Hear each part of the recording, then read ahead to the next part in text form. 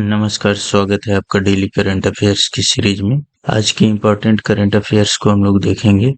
Video को आप लोग लाइक, शेयर और चैनल को सब्सक्राइब कर लें। पहला इम्पोर्टेंट करंट अफेयर है जो काफ़ी चर्चा में था, तामजा ब्लू होल। यह कहाँ पर है? तो यह मैक्सिको में है और इस तरह के कुछ शेप का है यह, ठीक है। यह मैक्सिको का मैप है। यहाँ पे यह उत्तरी अमेरिका महाद्वीप का एक देश है जिसके उत्तर में यह United state of America USA है, ठीक है। और इसके दक्षिण में इधर जो है ग्वाटेमाला, होंडुरस, यह सब देश है, अल सल्वाडोर। मैक्सिको की राजधानी का है, मैक्सिको सिटी है। और यह जो है तामजा ब्लू होल जो है इस स्पेस में यहाँ कहीं है, लाई करता है, ठीक है। यहाँ पे हम लोग देखेंगे, यहाँ पर यह तामजा ब्लू होल है, ठीक है। इस मैप में यहाँ पर देखिए, यहाँ पे छोटा सा यह स्पेस है, यहाँ पर यह है, ठीक है। तो युकाटन प्रायद्वीप के चेतुमल खाड़ी में स्थित मैक्सिको के तामजा ब्लू होल को पृथ्वी पर सबसे गहरे ब्लू होल के रूप में पहचाना गया है, जो समुद्र तल से 1380 फीट या 420 मीटर की गहराई तक पहुंचता है। पिछले रिकॉर्ड धारक सनसा योंगले ब्लू होल, जो कि 480 फीट से अधिक का था, यह खाई वैज्ञानिक अन्वेषण और नए समुद्री जीवन की संभावित खोज के लिए एक आकर्षक अवसर प्रस्तुत करती है, ठीक है। तो पहले जो है 480 फीट गहराई की खाई थी और अब जो है यह तामजा ब्लू होल जो है 1380 फीट, लगभग 420 मीटर, ठीक है। तो इससे कई गुना ज्यादा है, लगभग 3 गुना ज्यादा, ठीक है। इस अभूतपूर्व खोज ने वैज्ञानिक समुदाय के भीतर काफी रुचि और उत्साह पैदा किया है, जो गहरे समुद्र में ब्लू होल से जुड़े भूवैज्ञानिक संरचनाओं, पारिस्थितिकी तंत्र को समझाने में आगे की खोज और अनुसंधान के महत्व पर प्रकाश डालता है। सीटीडी प्रोफाइलर से यह पता चलता है कि 1312 फीट की गहराई में इस गड्ढे से कई गुफाएं और सुरंगें भी निकलती हैं जो आपस में जुड़ी हुई हैं। यहाँ पर तापमान और सैलिनिटी यानी नमक की मात्रा कैरिबियन सागर की तरह है। ये जमीन के अंदर गड्ढे होते हैं जो बाद में नीचे सुरंगों का जाल से जुड़े होते हैं या फिर कभी कभी नहीं भी जुड़े होते हैं, ठीक है।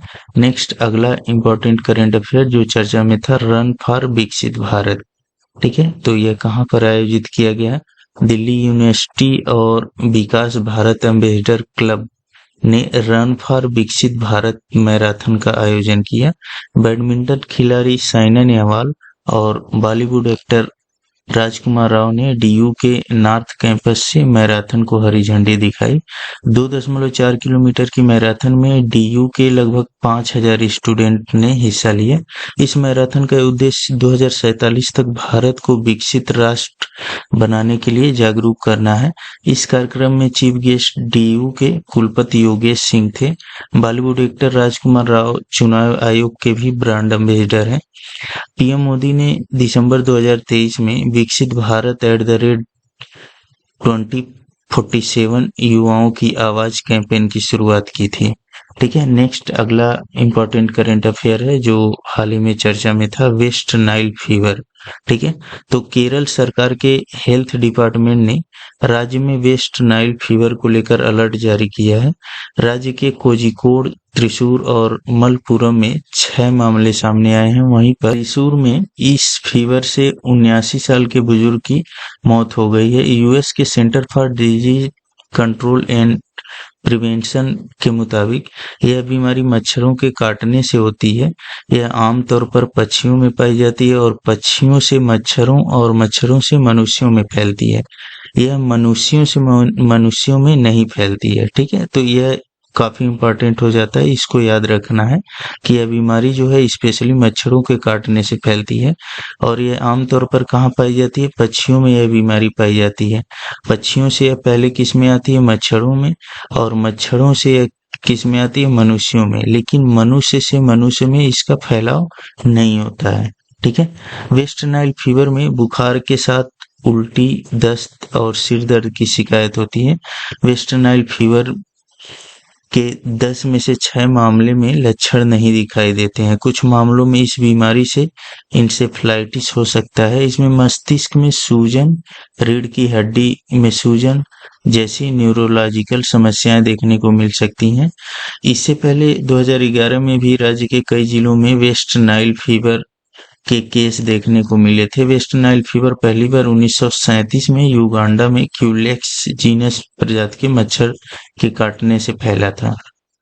नेक्स्ट इंपॉर्टेंट करंट अफेयर है, श्रीलंका अडानी ग्रुप की ग्रीन पावर एनर्जी में डील हुई है। तो श्रीलंका की सरकार ने गौतम अडानी की renewable energy company Adani green energy के साथ देश में विंड पावर डेवलप करने की मंजूरी दी है। श्रीलंका के मन्नार और पुनरीन में Adani green energy wind power station यानी पवन ऊर्जा स्टेशन बनाएगी। श्रीलंका और अडानी ग्रुप ने 20 साल के पावर परचेज एग्रीमेंट पर साइन किया है। एग्रीमेंट के मुताबिक कंपनी को 8.26 सेंट प्रति किलोवाट घंटे का भुगतान किया जाएगा।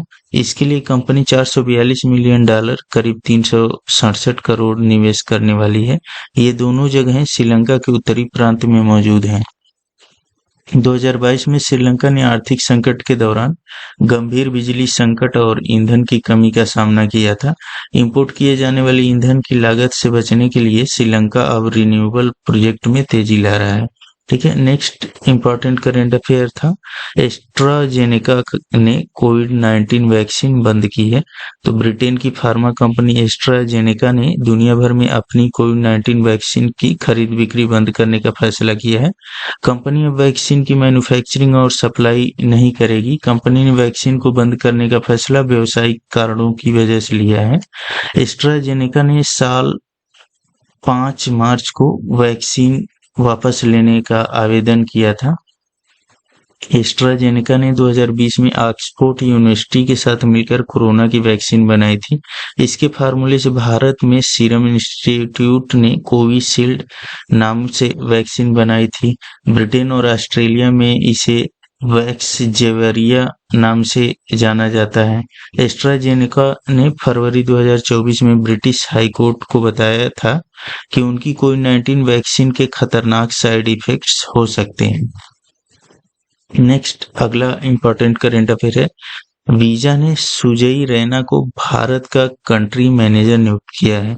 तो डिजिटल पेमेंट प्लेटफॉर्म वीजा ने सुजय रैना को भारत के लिए कंट्री मैनेजर नियुक्त किया है। सुजय भारत में वीजा के लिए बिजनेस डेवलपमेंट की जिम्मेदारी संभालेंगे। इसके साथ भारत और साउथ एशिया के लिए ग्रुप कंट्री मैनेजर के तौर पर संदीप घोष का कार्यकाल बढ़ा दिया गया है। संदीप भारत, बांग्लादेश, श्रीलंका, नेपाल, भूटान और मालदीव समेत सब कॉन्टिनेंट में काम करेंगे।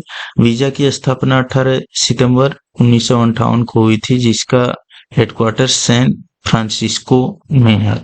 ठीक है, नेक्स्ट इंपॉर्टेंट करंट अफेयर है, इंटरनेशनल नंबर से यूपीआई कर सकेंगे एनआरआई कस्टमर।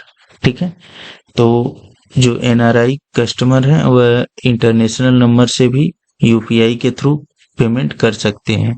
तो आईसीआईसीआई बैंक ने non resident Indian NRI customers के लिए यूनिफाइड पेमेंट इंटरफेस यूपीआई सुविधा शुरू की है। आईसीआईसीआई बैंक ने के एनआरआई कस्टमर अब अपने इंटरनेशनल मोबाइल नंबर का इस्तेमाल भारत में यूपीआई पेमेंट के लिए कर सकेंगे। एनआरआई कस्टमर यूपीआई के जरिए यूटिलिटी बिल भर सकेंगे। एनआरआई कस्टमर यूपीआई के जरिए मर्चेंट और ई कॉमर्स ट्रांजैक्शन भी कर सकेंगे। एनआरआई कस्टमर बैंक के एनआरई अकाउंट एनआरओ अकाउंट में रजिस्टर इंटरनेशनल बैंक नंबर का इस्तेमाल कर सकेंगे। बैंक ने यह सुविधा अपने मोबाइल ऐप आई मोबाइल पे के जरिए शुरू की है। इससे पहले एनआरआई कस्टमर्स को भारतीय मोबाइल नंबर पर यूपीआई पेमेंट के लिए रजिस्टर कराना होता था। ICICI bank national payment corporation of India NPCI के इंटरनेशनल इंफ्रास्ट्रक्चर के तहत 10 देशों में सुविधा देगा। इनमें America, Britain, UAE, Canada, Singapore, Australia, Hong Kong, Oman, Qatar और सऊदी अरब शामिल है।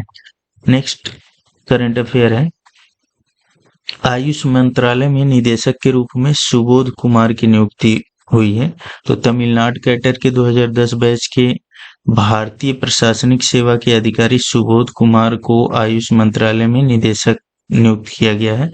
पदभार संभालने की तारीख से प्रभावी नियुक्ति शुरू में 8 अक्टूबर तक या अगले आदेश तक, जो भी पहले हो, तक है। वर्तमान में सुबोध कुमार खाद्य प्रसंस्करण उद्योग मंत्रालय में अनिवार्य प्रतीक्षा पर हैं। ठीक है, नेक्स्ट अगला करंट अफेयर है गगन स्ट्राइक सेकेंड अभ्यास। तो सेना की पश्चिमी कमान के तत्वाधान में भारतीय सेना की खड़गा कोर ने पंजाब में कई स्थानों पर भारतीय वायुसेना के साथ 3 दिवसीय संयुक्त अभ्यास सफलतापूर्वक आयोजित किया।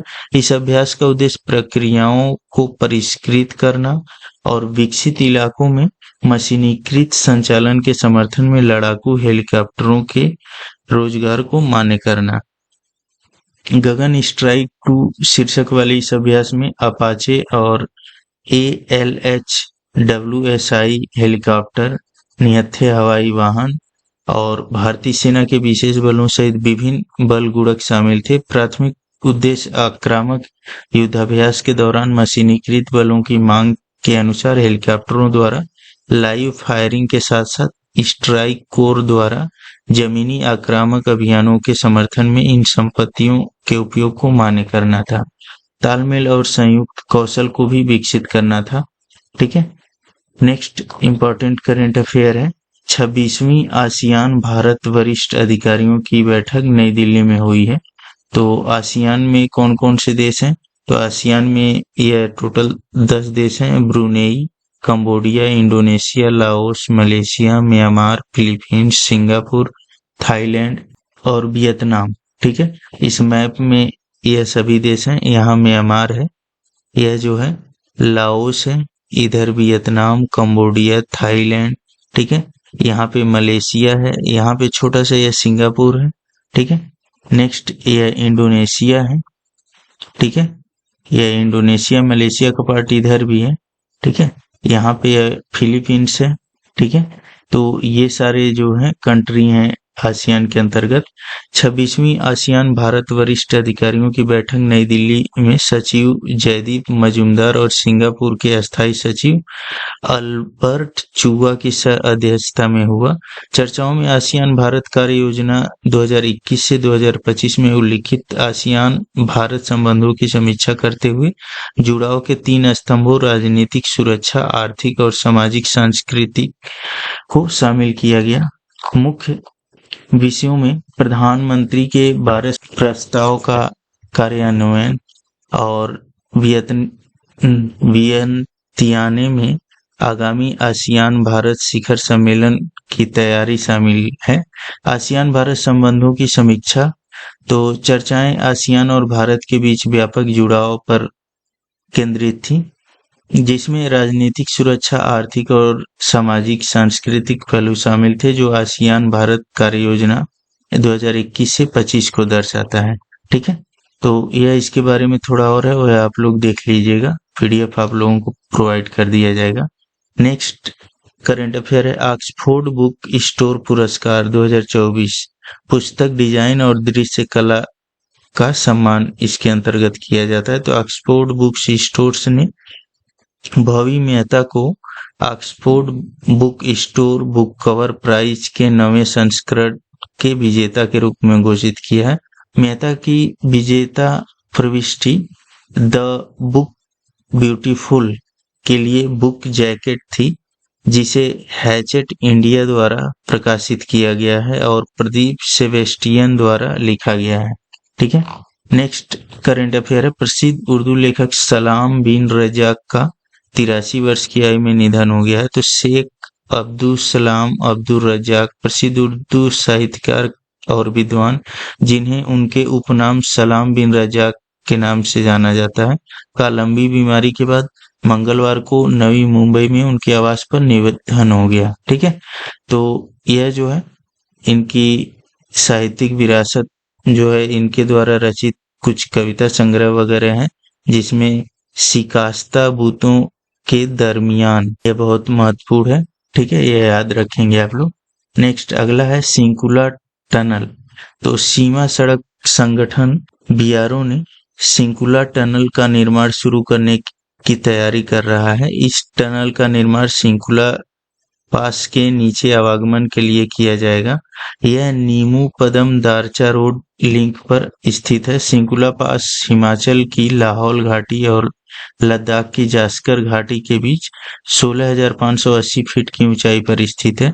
सीमा सड़क संगठन ने 7 मई 2024 को अपना 65वां स्थापना दिवस मनाया है। इस अवसर को चिन्हित करने के लिए नई दिल्ली में एक समारोह आयोजित किया गया था, जिसकी अध्यक्षता केंद्रीय रक्षा सचिव गिरिधर अरमाने ने की थी।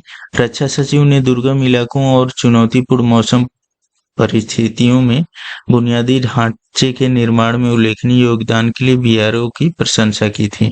ठीक है, नेक्स्ट देखते हैं हम लोग सीमा सड़क संगठन के बारे में। तो सीमा सड़क संगठन की स्थापना 7 मई 1960 को पंडित नेहरू सरकार द्वारा भारतीय सेना के लिए महत्वपूर्ण सड़क परियोजनाओं को निष्पादित करने के लिए की गई थी। इसने मई 1960 में 2 परियोजनाओं के साथ परिचालन शुरू किया। पूर्व में प्रोजेक्ट तुस्कर और पश्चिम में प्रोजेक्ट बीकन। प्रोजेक्ट तुस्कर, जिसका नाम अब प्रोजेक्ट वर्तक है, का उद्देश्य अरुणाचल प्रदेश में भालुकपोंग और टेंगा के बीच सड़क बनाना है, जबकि प्रोजेक्ट बीकन को भारतीय सेना के लिए रणनीतिक रूप से महत्वपूर्ण कश्मीर क्षेत्र में सड़कों के निर्माण और रखरखाव के लिए लॉन्च किया गया था। बीआरओ के कार्य क्या क्या हैं? तो बीआरओ का प्राथमिक कार्य सीमावर्ती क्षेत्रों में सड़कों का निर्माण, रखरखाव करना, जिन्हें देश की रक्षा आवश्यकताओं के अनुसार जनरल स्टाफ रोड के रूप में वर्गीकृत किया गया है।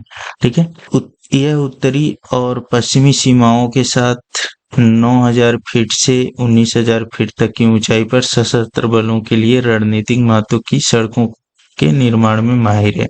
नेक्स्ट अगला करंट अफेयर है उज्जीवन स्मॉल फाइनेंस बैंक के नए सीईओ। तो आरबीआई ने उज्जीवन स्मॉल फाइनेंस बैंक के नए प्रबंध निदेशक और मुख्य कार्यकारी अधिकारी के रूप में संजीव नौटियाल की नियुक्ति की है। ठीक है, तो इस वीडियो में इतना ही। वीडियो को आप लोग लाइक, शेयर और चैनल को सब्सक्राइब करें। करंट अफेयर को तैयार करने का सबसे अच्छा तरीका यह है कि करंट अफेयर को डेली वाइज देखा जाए और फिर वीकली, मतलब हफ्ते में एक बार उसको रिवाइज कर लिया जाए, फिर मंथली, महीने में उसको रिवाइज कर लिया जाए। ठीक है, तो इस चैनल पर यह सारी चीजें प्रोवाइड की जा रही हैं कि डेली वाइज 10 से 15 मिनट का वीडियो आप लोगों को प्रोवाइड किया जाएगा करंट अफेयर का, फिर उसके बाद हफ्ते में उसको रिवाइज कराया जाएगा, फिर उसके बाद से मंथली रिवाइज कराया जाएगा। तो अगर इस तरह से आप लोग तैयार करेंगे तो बढ़िया से सभी करंट अफेयर आपका रेडी हो जाएगा। तो इस वीडियो में इतना ही, धन्यवाद।